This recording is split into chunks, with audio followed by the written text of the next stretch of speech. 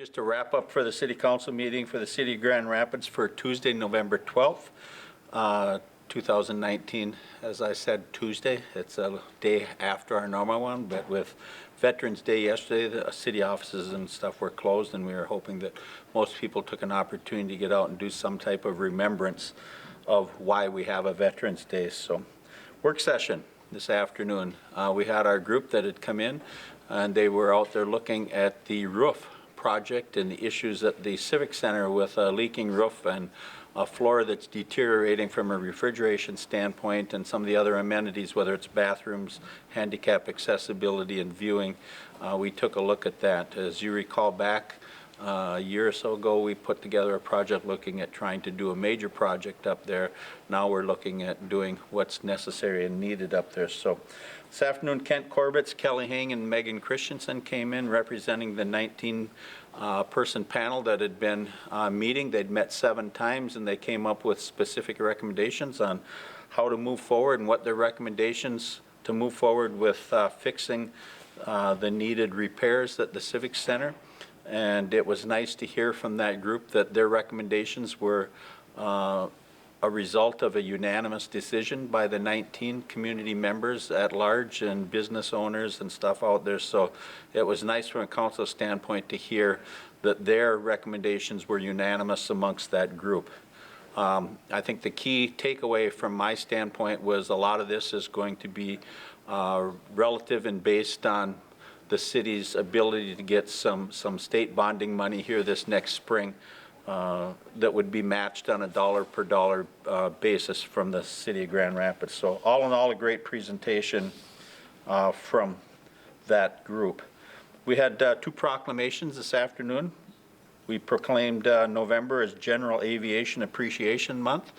And if you get a chance to hear and what happens, we think we got a quiet little airport, but when you take a look at what happens out there, there's actually a lot of activity. Even though we don't have commercial flights, there are a lot of other flights, and you get FedEx and UPS and some of them other businesses. You get Med Valley flying in and out of there, different activities. There is a lot of activity that happens out at that airport. And then we also had the proclaimed centennial celebration for the American Legion Women's Auxiliary, 100 years from 1919 to 2020. So 100 years of service from the American Legion Women's Auxiliary out there, and they do a yeoman's, woman's, I guess, job in the city of Grand Rapids of supporting veterans and vet causes and stuff out there. So happy to have done that.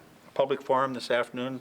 Rick Misha from McCoy was in and talked about 3 reasons why he thought that, and it come up later in our meeting when we looked at equipment that was going to be purchased, why he thought, and we did have that discussion when we looked at the purchase of equipment, why we do it periods of time, go outside of the local area if all costs and stuff are considered equal. So consent agenda, just a few things that I wanted to touch on. We entered into a transportation service agreement with Minnesota Energy Resources for natural gas at the IRA Civic Center. If you've been watching construction around town, you've noticed that the Sammy's Pizza building's been under construction for a few months, and they are currently closed. They closed yesterday, and they'll be down for a month, reopening. I believe it's December 11th as a expanded building and stuff, and with that, they're looking at liquor on the premises and stuff, so we approved a liquor license for on-sale liquor at Sammy's Pizza. We approved a final payment of the apron reconstruction out at the airport for about $190,000. We approved continuing our general liability insurance through the League of Minnesota Cities. And we also approved final payment on our Mississippi pedestrian bridge. That's been a project, and if you have not had an opportunity to go down and walk across it, it's open. It's been getting traffic. We think that as we continue the development of the riverfront areas around Grand Rapids, that pedestrian bridge will get more and more use as we go forward. So we did our final payment on that riverfront pedestrian bridge as well. Under regular order of business, Rob Matei was in, talked a little bit about the department head report. I think if you have an opportunity to listen to this council meeting replay over the course of the next month on ICTV, or you get an opportunity to come in and ask for a handout, there is a lot of activity happening in the city of Grand Rapids from a construction standpoint. It's millions and millions of dollars. I think it's probably the second highest year from a costing standpoint of what is being spent out there on construction and project. And a lot of it is around some of the housing, but there are also some businesses, the round development of the Motel Hotel up at the former sawmill, the Sammy's Pizza, you got Paul Bunyan expanding. We got a couple of apartment buildings looking at going up. We've got a building that's going to be going potentially next spring for 119 units of assisted memory care and stuff that is a great need around here. One thing that I like to continue to remind folks of out there is all of the stuff that has apartments or homes and stuff. As we look at it, 75% of the units that are made available in the city of Grand Rapids are market rate. We do have about 25% that are supportive, some type of assistance in 25% of them, which I think is a good mix. When you look at the job opportunities that are out there, it's nice to have some places that somebody that's taking a job right out of school or whatever it might be at 13, 14, 15 bucks an hour, that they've got a nice, safe, secure, warm place to lay their head at night when they go to bed, and to have these subsidized facilities out there with rooms available is a great selling point for trying to get people in to fill those jobs in the Grand Rapids area. Rob also did come in and he talked about the final plat for Rebound commercial addition to Grand Rapids. That is the old Sawmill Inn property. I think they're still on schedule. There's been equipment parked up there for quite some time. But with the frost, we're not sure, and that'll be a decision that Rebound has to make on whether or not they will be doing any major groundwork yet this fall, or if they're going to push everything back to the fall.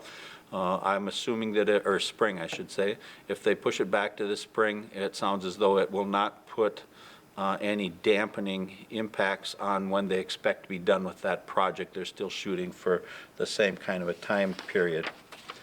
Matt Wegworth was in on the engineering side. I talked to you a little bit before about the public forum comment part from McCoy. They were in and talked about buying local, and Matt Wegworth in the purchase of some equipment talked about, one was a local purchase for an ASV for doing snow plowing and stuff around the streets from ASV, and the other one was for a truck loader, actually from Nuss Truck out of Duluth.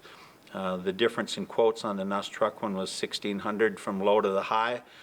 We went with the high in this case because of staff feedback that are going to be operating it, visibility, safety, just how the piece of equipment handles.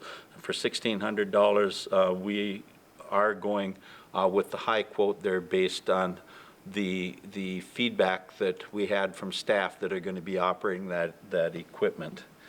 With that, we finalized city polling places for 2020. The arena, the IRA Civic Center, is going to have polling district or area 2 and 3 will be polling at the arena. The library will be polling for area 1, and then Zion Lutheran Church will continue to be the polling place for area 4. So that takes care of the 4 areas of Grand Rapids, 4 quadrants of where they will be polling in 2020. With that, we look forward to coming back in a couple of weeks with a council meeting that takes place in December. We'll be doing a lot of end of the year stuff, looking at boards and commissions and appointments that will take place after the first of the year.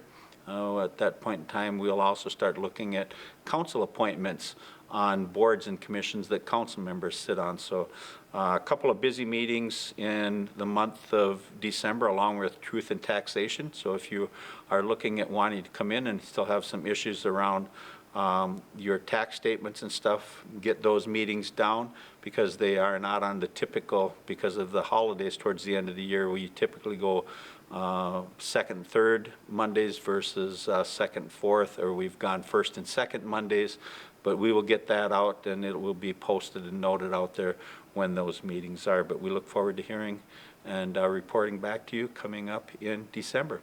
Thanks and have a good evening.